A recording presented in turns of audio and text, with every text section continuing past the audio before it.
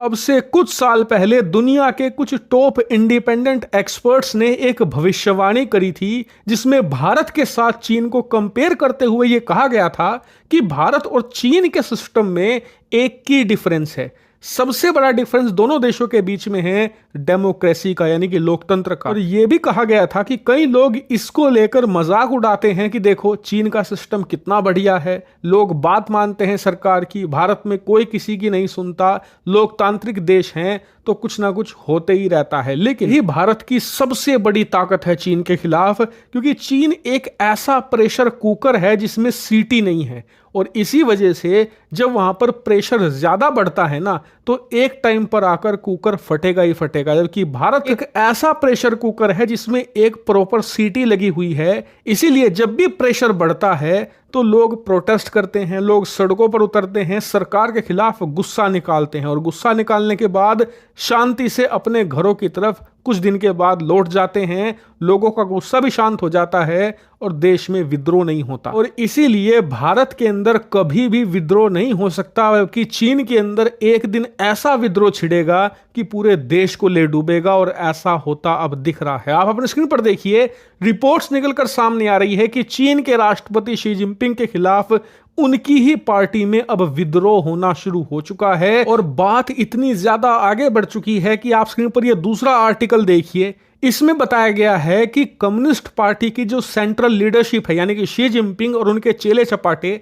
उन्होंने communist party के तमाम मेंबर्स के लिए एक सर्कुलर जारी किया है जिसमें कम्युनिस्ट पार्टी के मेंबर के लिए जो रूल है वो सख्त कर दिया गया है कि वो कैसे अब लोगों के बीच में क्या बात बोलेंगे, उनका क्या बिहेवियर होगा। हर एक चीज अब सेंट्रल कमांड से पूछकर ही उन्हें करनी होगी और अगर ऐसा नहीं करेंगे तो उनके खिलाफ सख्त से सख्त कार्रवाई की जाएगी। यानी कि अभी तक सिर्फ देश की जनता पर कड़ा रुख अपनाने वाले शी जिनपिंग अब अपने कम्युनिस्ट पार्टी के मेंबर के खिलाफ भी सख्त कदम उठा रहे हैं। इससे पता चलता है कि शी जिनपिंग अब जनता के साथ साथ अपनी कम्युनिस्ट पार्टी में भी विद्रोह को दबाने में लगे हुए हैं। और आपको बता दूं, अब से कुछ ही दिन पहले ब्लूमबर्ग की रिपोर्ट भी आई है कि पिछले 2 साल में चीन के अंदर 6500 से ज्यादा प्रोटेस्ट यानी कि प्रदर्शन हो चुके हैं जिन्हें कम्युनिस्ट पार्टी ने दबाया है। उनकी खबरें बाहर आने नहीं दी गई, यानी कि दिखाता है कि लोगों में गुस्सा है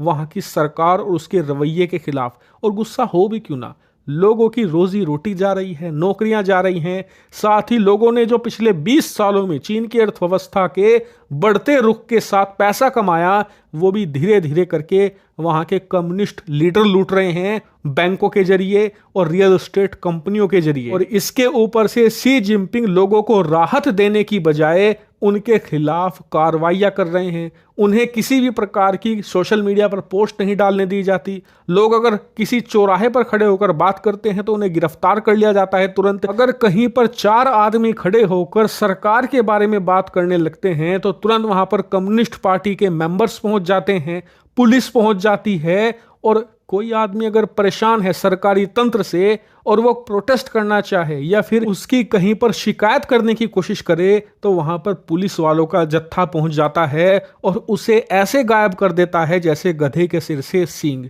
यही कारण है कि ना सिर्फ लोगों में गुस्सा है बल्कि कम्युनिस्ट पार्टी के जो लीडर्स हैं, जो मेंबर्स हैं, उनमें भी बहुत ज्यादा गुस्सा है। और जिस बात से लोग सबसे ज्यादा परेशान हैं वो ये कि अपनी फ्रस्ट्रेशन, अपना गुस्सा, अपना दुख वो कहां निकाले। मान लीजिए भारत में अगर कोई नेता जनता को परेशान कर रहा है तो पता है 5 साल के बाद चुनाव होंगे, लोग गुस्सा वोट में निकालकर उसे सत्ता से बाहर उखाड़ फेंकेंगे, किसी दूसरे को मौका देंगे। लेकिन चीन में यह भी नहीं है। अगर आप किसी नेता की शिकायत करोगे तो आपको परिणाम भुगतने होंगे, क्योंकि वो नेता कभी कहीं नहीं जाने वाला, ना उसके खिलाफ किसी प्रकार की कार्रवाई होगी, ना वो चुनाव में जाएगा। वो हमेशा जिस पद पर था उस पर बना रहेगा। यही कारण है कि चीन अब एक ऐसे प्रेशर कुकर में बदलता जा रहा है जिसमें कोई सीटी नहीं है। और इसीलिए इस प्रेशर की वजह से इस कुकर का फटना 100% तय है, देर या सवेर।